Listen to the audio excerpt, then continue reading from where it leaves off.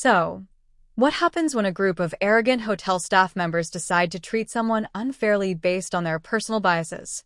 Well, in most cases, they get away with it, but not this time. This time, the staff had no idea who they were messing with. Let's just say, karma has a funny way of turning things around when you least expect it. It all began on a warm Thursday afternoon. The lobby of the Grand Cascade Hotel was alive with activity as guests checked in. The staff hustled about, and the front desk phone rang nonstop. Among the busy crowd was a composed black woman named Regina Carter.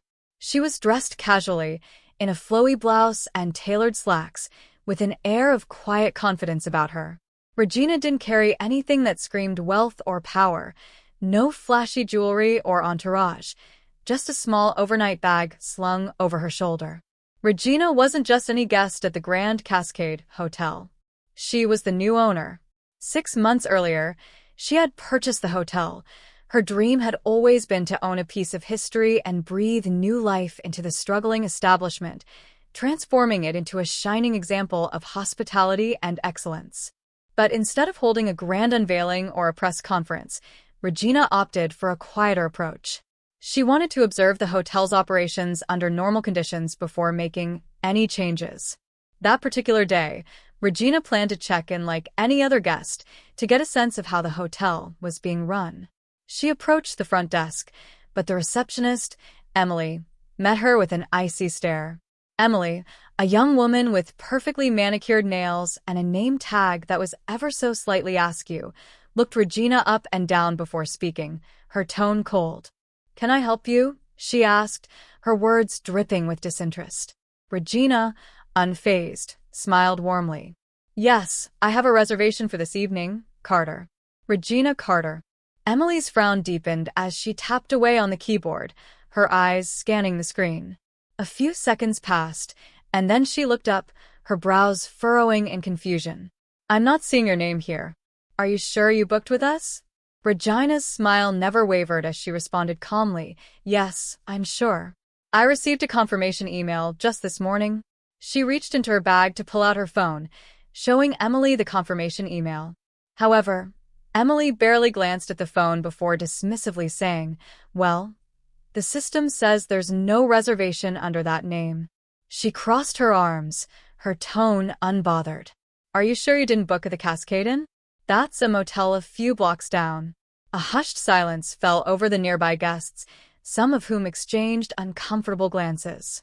Regina remained composed, her voice steady. "I'm positive I booked here," she said, firm but polite. "Perhaps you could check again."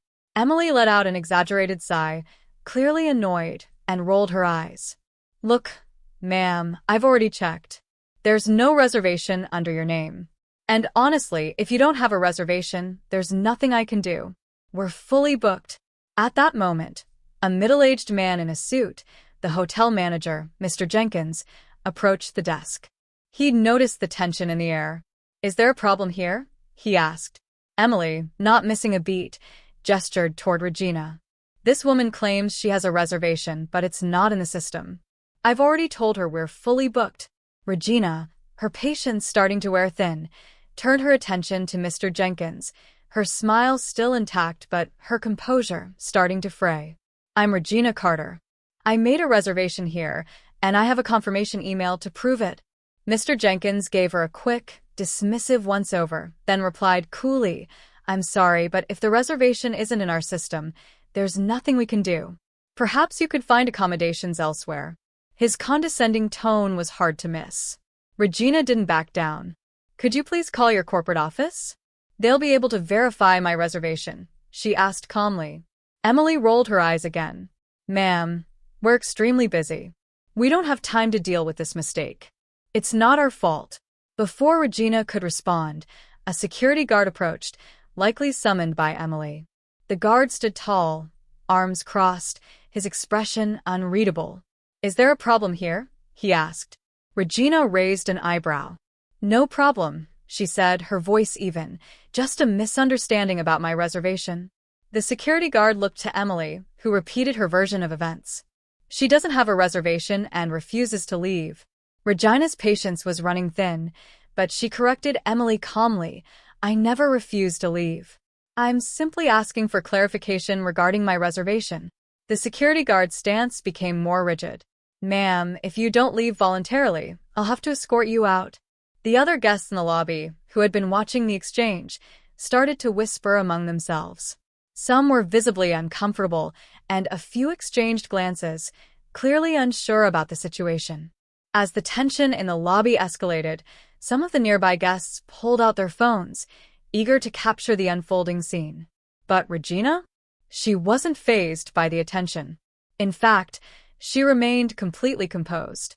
She calmly reached into her bag, pulled out her phone, and opened her contacts. With a steady voice, she made a call. "Hello, this is Regina Carter," she said, her tone measured. "I'm at the Grand Cascade Hotel, and I'm having a bit of an issue. Could you please send over the regional director and legal team? Thank you." She ended the call and turned to face the staff, her voice unwavering. "I'll wait right here." The sheer confidence in her voice left Emily and Mr. Jenkins visibly unsettled, but they didn't dare to challenge her. Instead, they exchanged nervous glances, muttering under their breath. But they weren't just talking about Regina, they were also discussing the situation at hand. Surprised that you haven't liked or subscribed to our channel yet? Just a little joke, but seriously, if you haven't done so already, you should. We've got a lot more stories to share with you. Now, let's get back to this one. 15 minutes later, the sound of the front door chiming signaled the arrival of a tall man dressed in a sharp, tailored suit, flanked by two other individuals. They approached Regina, and the man smiled broadly, his tone apologetic. "Miss Carter, I'm so sorry for the inconvenience," he said, his voice warm. "We'll get this situation sorted out immediately." The room fell into an eerie silence as everyone watched the interaction unfold. Mr. Jenkins's face drained of color, and he stammered, "Wait, Miss Carter, you mean—" The man in the suit turned to him, his voice stern yet respectful. "Yes, this is Regina Carter, the owner of the Grand Cascade Hotel." The shock on Emily and Mr. Jenkins's faces was almost comical. Emily's mouth opened and closed like a fish out of water, and she whispered, I didn't know." Regina's smile finally faded, replaced by a look of quiet determination. "That much is clear," she said firmly. "And that's exactly why I decided to come in anonymously, to see how guests are treated when no one is watching." She turned to the man in the suit. "Please have the staff's training records pulled. I want a full review of their conduct and adherence to company policies." Turning back to Emily and Mr. Jenkins, Regina's voice took on a firm edge. "Your behavior today was completely unacceptable, not just to me, but to any guest who walks through these doors. This is not the kind of establishment I want to run." Mr. Jenkins, clearly rattled, began to stammer out an apology, but Regina held up a hand to stop him. "Save it. Actions speak louder than words. Consider this your formal notice, effective immediately. You're both relieved of your duties." Emily's eyes filled with tears, but she didn't protest. On the other hand, Mr. Jenkins tried to argue. "You can't just fire me without—" "I actually can," Regina interrupted firmly. "And I just did." The man in the suit nodded to the security guard, who stepped forward to escort the two former employees out of the hotel. Turning back to the gathered guests, Regina's demeanor softened, and she addressed them. "To everyone here, I apologize for what you've witnessed today," she said, her voice warm yet authoritative. "This is not the kind of experience we want to provide our guests. Please know that changes are being made to ensure everyone feels welcome and respected." The crowd erupted into applause, and several guests stepped forward to shake Regina's hand. One woman, with a grateful smile, said, "Thank you for standing up for what's right. It's inspiring to see someone take action like that." In the weeks that followed, Regina moved quickly to implement a complete overhaul of the hotel's policies and staff training programs.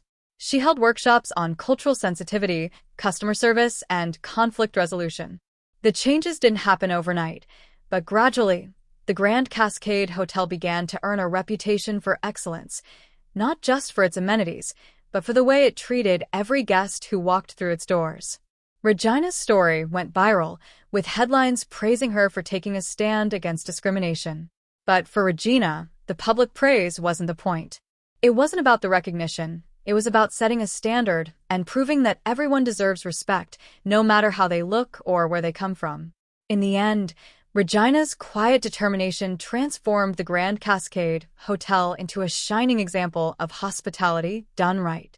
And every time she walked through the lobby, she was greeted with warmth, respect, and gratitude, a testament to the power of leading by example. So, what would you do if you were in Regina's shoes? Let us know in the comments below.